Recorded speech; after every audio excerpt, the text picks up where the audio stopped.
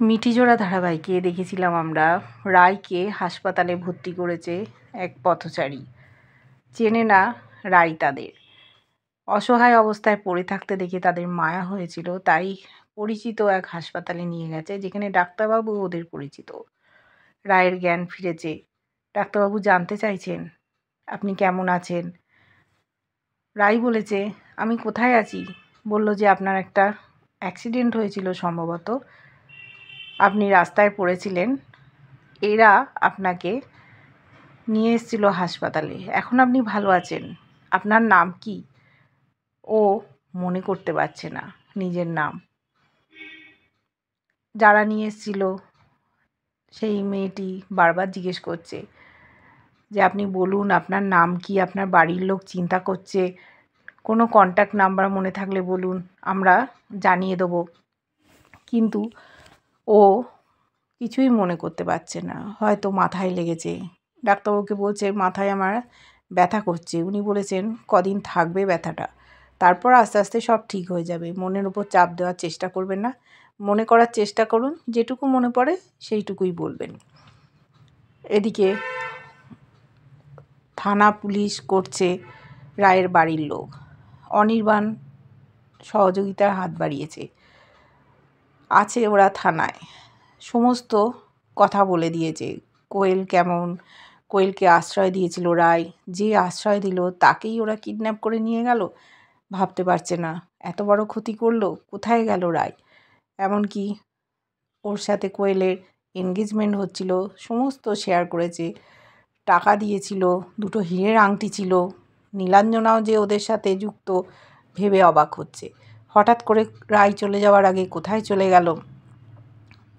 তারপর ওরা ভাবছে এত টাকা কোত্থেকে ওরা পাবে, টাকার সোর্স কোথায়। নীলাঞ্জনা তো কিছু করে না, আর কোয়েল সেই বা কোত্থেকে টাকা পাবে।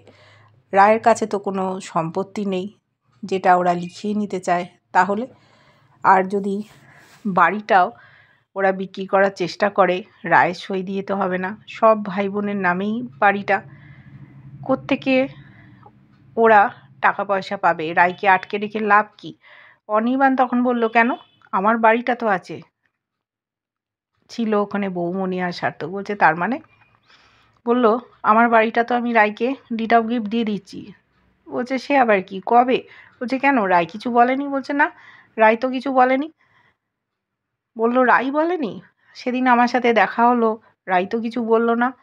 বলল যে আমি যাদের হাত দিয়ে পাঠিয়েছিলাম, উকিলরাও জানিয়েছে যে রিসিভ করা হয়েছে, রায়পূর্ণা মুখার্জি ওটা রিসিভ করে নিয়েছে, আমিও তো তাই জানি। বৌমণি বলল রায় যদি জানতো তাহলে আগেই তোমায় ফোন করতো। এমনকি সার্থকও বলল আমি দিদিকে যতটা চিনেছি, দিদি আপনার কাছ থেকে আপনার বাড়িটা নিত না, সবার আগে আপনার সাথেই যোগাযোগ করতো। তার মানে দিদি এই ব্যাপারে কিছুই জানে না। বলছে তাহলে দলিলটা নিল কে। তখন পুলিশ অফিসার বলেছেন আপনি দেখুন তো খোঁজ খবর করে। অনির্বাণ বলল ঠিক আছে আমি দেখছি। ও সকলকে জিজ্ঞেস করলো, যারা পাঠিয়েছিল, একজন ডেলিভারি ম্যান ছিল, সইটা কে করেছে সেই সইটা পাঠিয়ে দিতে বলল ওর ফোনে। সই চলে এসছে, দেখছে রায়পূর্ণা মুখার্জি লেখা। কিন্তু অনির্বাণ বলছে আমি তো রায়ের সই চিনি, এটা তো রায়ের সই না, তাহলে এটা কে করলো। পুলিশকে দেখিয়েছে। তারপরে বৌমণিকে দেখালো যে বৌমণি যদি চিনতে পারে। বৌমণি দেখে বলছে এটা তো নীলুর সাইন, তার মানে নীলু ওই দলিলটা নিয়ে চলে গেছে। ওরা তার মানে প্ল্যান করেছিল যে দলিলে রায়কে দিয়ে সই করাবে, আর সেটা নিজেদের নামে করে নেবে কোয়েল আর নীলু, তারপরে বিক্রি করে দেবে। পুলিশ অফিসার জানতে চেয়েছেন আপনার বাড়িটা কোথায়। বলেছে নিউ আলিপুর। বলল বাবা এরকম পশ এরিয়ায় আপনাদের বাড়ি, এর তো অনেক দাম হবে, আর জমি কেনা বেচাতে চলছেই, কত প্রমোটার আছে ওটা ভেঙে নতুন ফ্ল্যাট বানিয়ে দেবে। দেখেছেন তো আমার কথাটাই মিলে গেল। এই সম্পত্তির জন্যই রায়পূর্ণা দেবীকে ওরা কিডন্যাপ করে নিয়ে গেছে।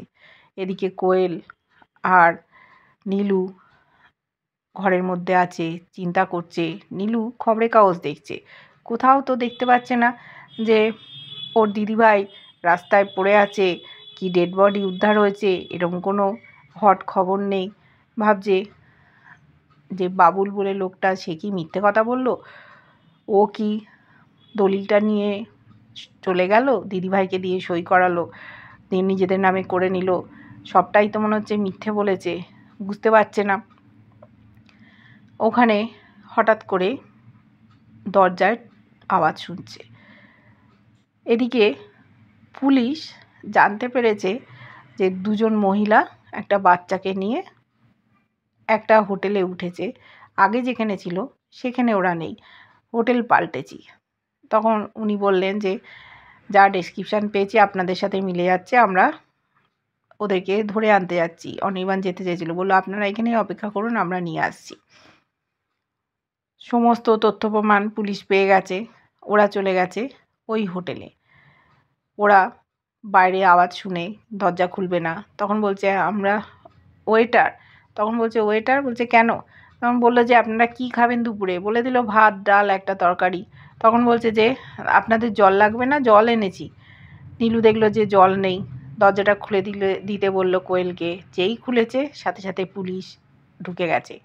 পুলিশ দেখে ওরা অবাক, পুলিশ ধরে ফেলেছে ওদের দুজনকে। বলছে এ কি, আমাদের ধরছেন কেন, আমরা কি করেছি? বলছে কি করেছি, থানায় চলুন, আপনাদের সমস্ত মজা দেখাচ্ছি।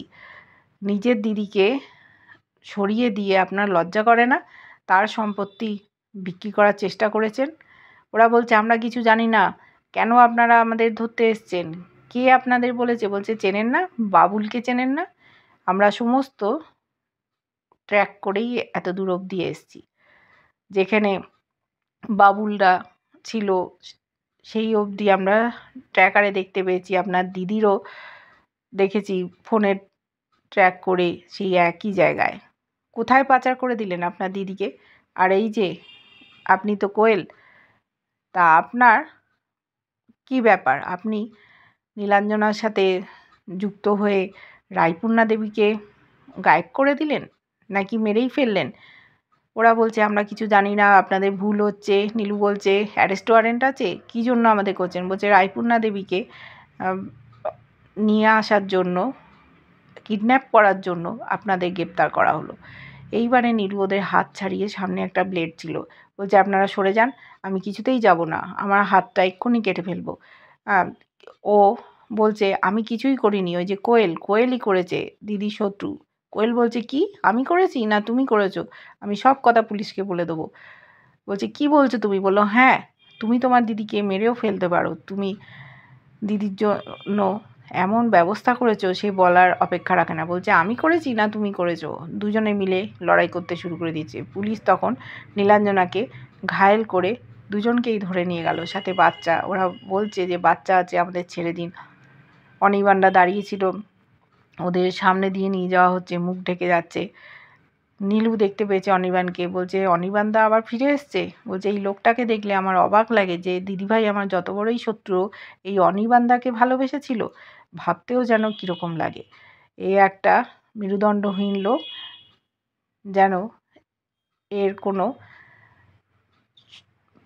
সোজা মেরুদণ্ডই নেই, জেলিফিশের মতো। অনির্বাণকে বলে গেল যে আজ দিদিভাইয়ের যেই অবস্থা, এটা তোমার জন্যই। ওখানে দাঁড়িয়েছিল বৌমণি, সার্থক, সকলে দেখলো ওদেরকে ধরে নিয়ে যাচ্ছে। এবার অনির্বাণ বলল নীলু যা বলে গেল ঠিকই বলে গেল। বৌমণি ছিল, বৌমণি বলল আমি এবার বাড়ি যাব। বললো আমি আপনাকে ড্রপ করে দিই। বলছে না, আমাকে ড্রপ করতে হবে না, আমি ঠিক চলে যাব। দেখো নীলাঞ্জনা ঠিকই বলেছে, তোমার জন্যই আজকে রায়ের এই অবস্থা। তুমি যদি সুখে সংসার করতে, আজকে এই দিনটা ওকে দেখতে হতো না। তুমি শুধু নিজের অধিকার বোধ ফলাতে চেয়েছো আর রায়কে ব্যবহার করতে চেয়েছো, ওকে কোনোদিন ভালোবাসোনি, ভালোবাসার অভিনয় করেছো। এই বলে বৌমণি ওখান থেকে চলে গেল। অনির্বাণ হাঁ করে তাকিয়ে আছে, এরা তো ধরা পড়ে গেল। এদিকে রায়ের কিছু মনে পড়ছে না। ওখানে ডাক্তারবাবু কত বলার চেষ্টা করছেন, কিন্তু রায় কোনো সেরকম তথ্য প্রমাণ দিতে পারছে না। ডাক্তারবাবু বললেন পুলিশ অফিসার এসছেন। বলছে পুলিশ? বলছে আপনি ভয় পাবেন না, আপনাকে কিছু জিজ্ঞেস করবে, আপনার যতটুকু মনে পড়ে ততটুকুই বলবেন। আপনি মাথায় কোনো চাপ দেবেন না। আপনার নাম কী, আপনার বাড়ি কোথায়, কী হয়েছিল। এদিকে পুলিশেরা যেখানে রায়কে আটকে রেখেছিল সেইখানে চলে গেছে, বিভিন্ন তথ্য প্রমাণ সংগ্রহ করছে।